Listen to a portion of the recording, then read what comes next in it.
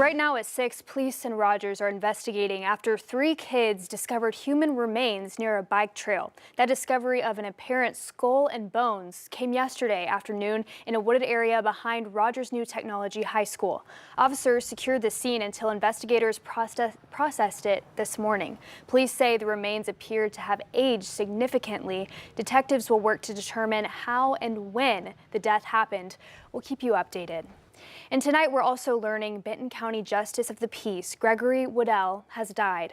Woodell represented District 9, which includes part of Bentonville. He took office this year, but joined the Benton County Republican Party in 2017 and served on the County Planning Board of Appeals. A celebration of life service is set for 10 o'clock next Saturday at New Heights, Bentonville, and Governor Sarah Huckabee Sanders will appoint someone to finish out Woodell's term.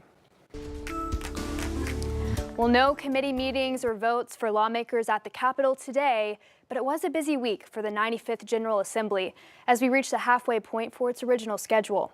Governor Sarah Huckabee Sanders signing dozens of bills into law this week, just a couple: a bill to criminalize squatting, a bill to add gun safety courses in schools, and several bills that change the ballot petition process for canvassers and voters.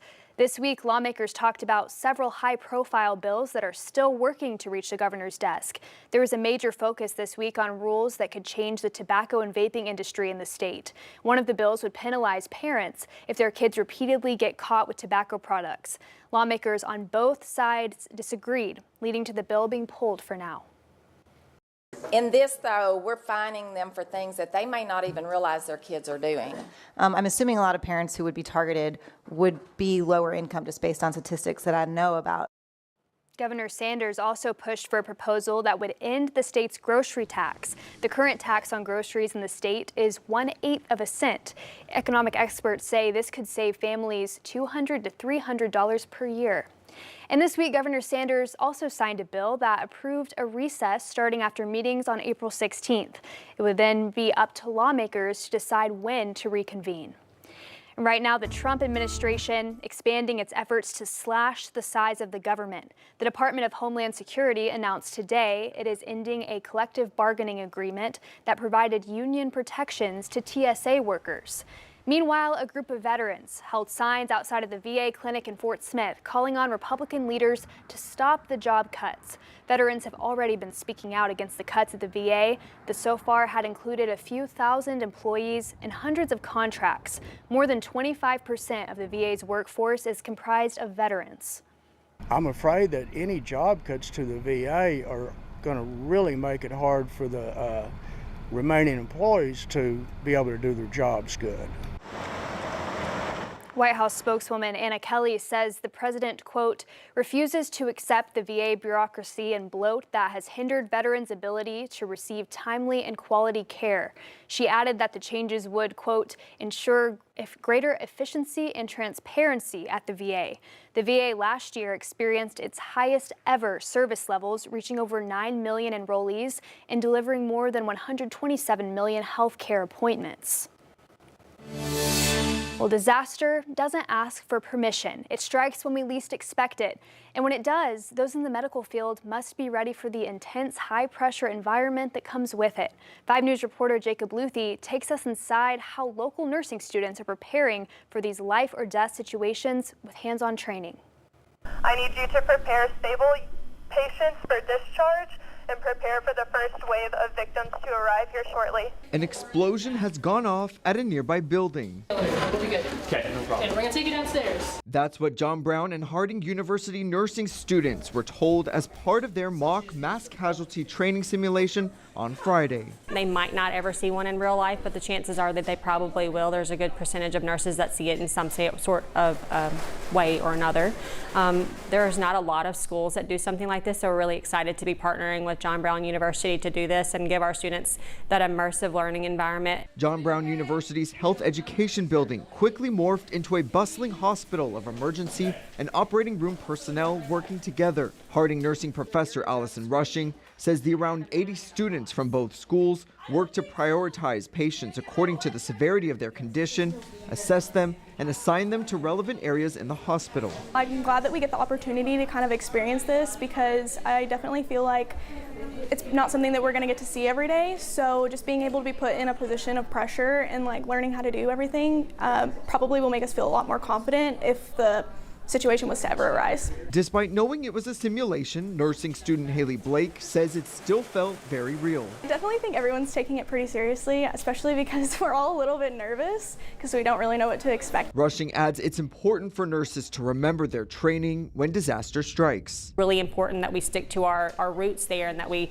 make sure that we're following your education. They know what they're doing. They've had lots of training on this. So we're just making sure that they can, when push comes to shove, they're able to do it. In Siloam Springs, covering news where you live, Jacob Luthi, 5 News.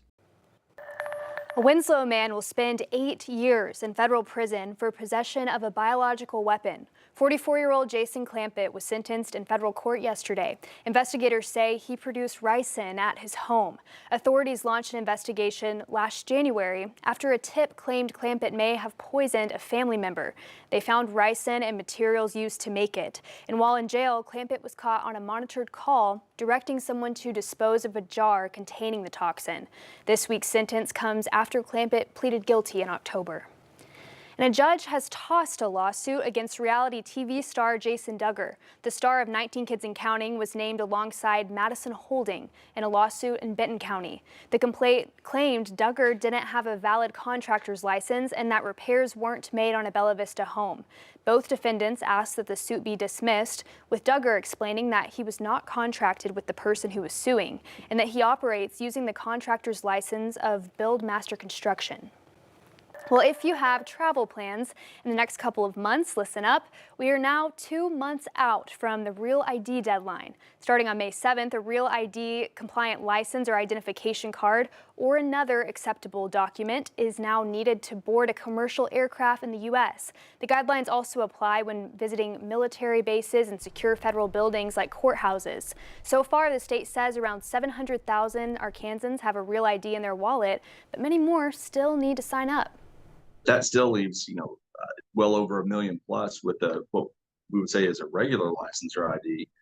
And there are people within that 1 million plus that are going to be flying this summer. So again, we've said this many times, worst case, we don't want you showing up to the airport and being told you can't board your flight.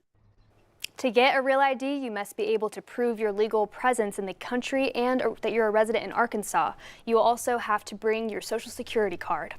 And around 6 months ago, we told you that the state approved just over $1 million to pay part-time public defenders. That money is now close to being out, and some in the state are sounding the alarm.